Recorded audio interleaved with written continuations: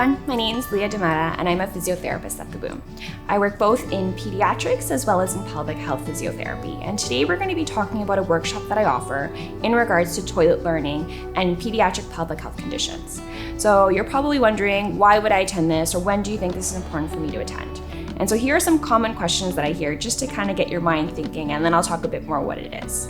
So if you're thinking about when should I start potty training or toilet learning, when do I know if my kid is ready, and are there signs I should be looking out for? What kind of equipment do I need, and what's the best type of equipment? So is it a potty or a toilet insert? Or have I been noticing some issues, and is that maybe related to why I'm not having success? And there's a lot of frustration and kind of anxiety around this, such as things like bedwetting overnight or kind of feeling fearful around pooping, which is honestly the number one thing that I deal with. So it takes only really one painful poop for a child to withhold their bowels and not want to use the washroom.